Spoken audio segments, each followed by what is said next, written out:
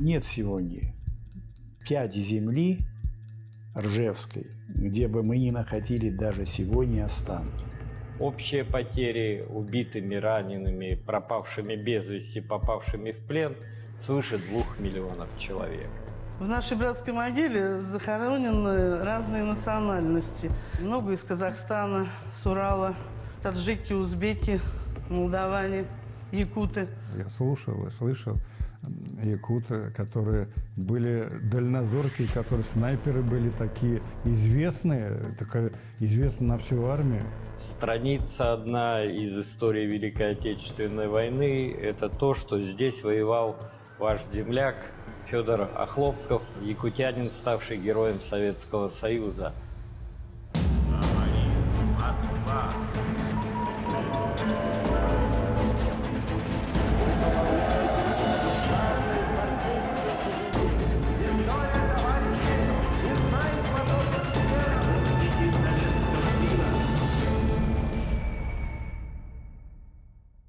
Именно под Ржевом в 1942 году и советские солдаты, и немецкие оккупанты впервые услышали имя снайпера якутянина Федора Охлопкова. Там началась его история, история победы. Хотя тогда, почти 80 лет назад, до парада на Красной площади, звезды героя и признания было еще далеко. В тех сражениях многие и не надеялись выжить. Битву под Ржевом официальная советская история вспоминать особо не любила. Большой победы там не получилось, а немцев гнали долго, ценой огромных потерь.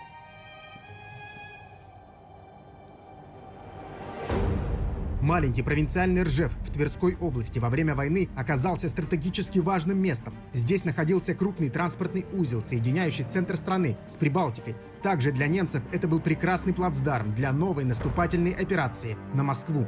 Немцы поняли, что Ржев – это узловой.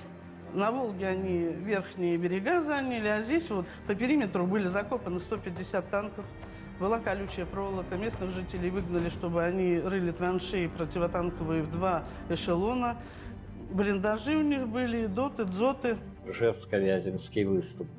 Немцы держали отчаянно. 2/3 группы армий «Центр» располагались на этом выступе. Это были, конечно, только немецкие соединения, очень много эсэсовских частей. И не в обиду защитникам Сталинграда, но там на стороне немцев воевали и итальянская армия, и румынская, и венгерская, тех, кого немцы за солдат не считали. Здесь только немцы. И поэтому каждый день в бой шли солдаты, здесь воевала вся страна. Вот так выглядит Ржевская диорама. Она воссоздает один день войны. Это 24 сентября 1942 года. Это ясный осенний день, но все небо затянуто дымом от огня. Посмотрите, советские солдаты наступают на немцев. Они гонят противника к берегу Волги. Причем нужно обратить внимание и на детали. Вглядитесь, все, что вы здесь видите, это оригиналы. Пулемет «Максим», каски, гильзы, лопатки. Все эти вещи были найдены здесь, в Ржевском районе. Это были жесточайшие бои и жесточайшие потери. Изучая историю, были указания вперед, вперед и вперед. Сегодня некоторые частные лица называют Ржевская битва, Ржевская мясорубка.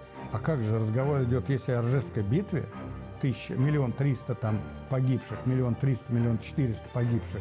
Тысячи якутян принимали участие в сражениях под Ржевом, которые не прекращались в течение года. В декабре 41-го сюда перебросили и 375-ю Уральскую стрелковую дивизию, в которой служил Федор Охлопков. Он был вместе со своим двоюродным братом. Сначала он был пулеметчиком, пулеметный расчет у них был брать. Ну и в один из боев брат погиб.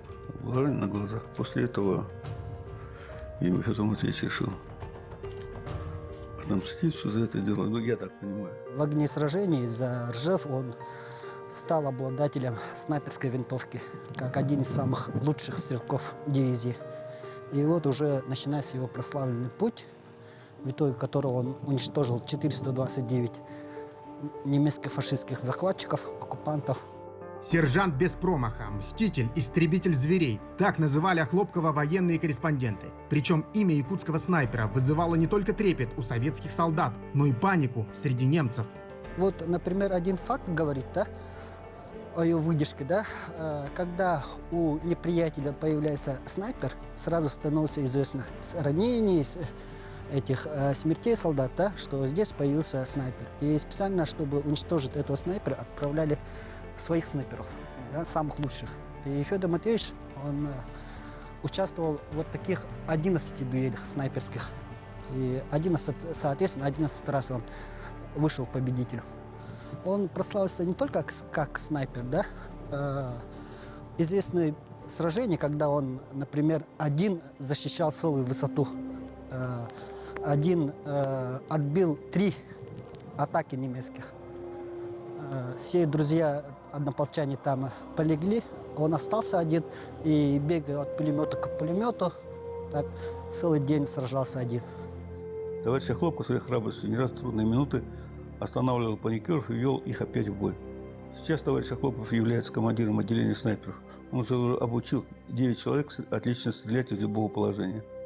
Это редкая хроника 60-х годов. Кадровый охотник Федор Хлопков дает мастер-класс. Как выследить дичь, не выдавать себя, замаскировать капкан. И ни слова о войне. Главное в охотничьем деле – умело замаскировать капкан.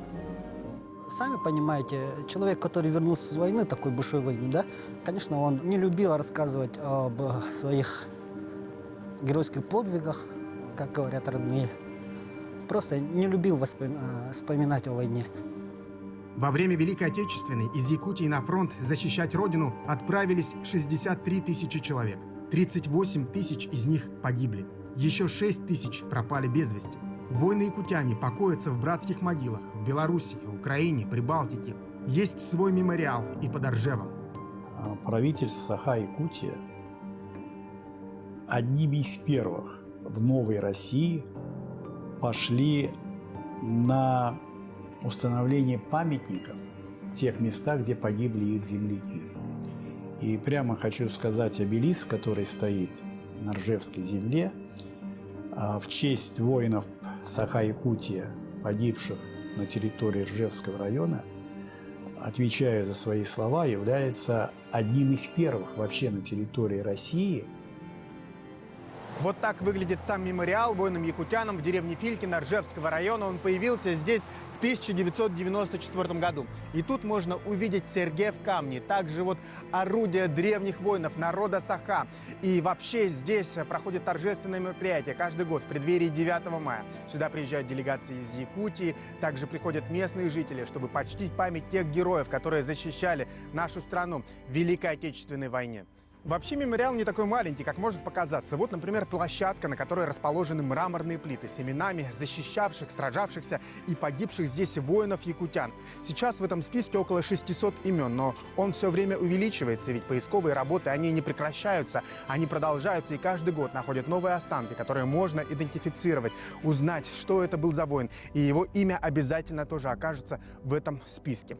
Дело в том, что мемориал стоит не на захоронении, это просто место боев, но там нет захоронения, и поэтому это нам дает возможность сегодня безболезненно добавить вот эти 500 фамилий. Ну вот сейчас вот стоит вопрос о том, чтобы вот эти 552 фамилии 9 мая, чтобы они были. Ну и это важно, наверное, для родственников, да? Ну, конечно, в первую очередь для родственников, потому что я скажу так, что интерес вот есть с республики. Вот. Нет сегодня пяди земли Ржевской, где бы мы не находили даже сегодня останки. Об этом многое говорит. И доказательством это постоянно проводимые поисковые работы.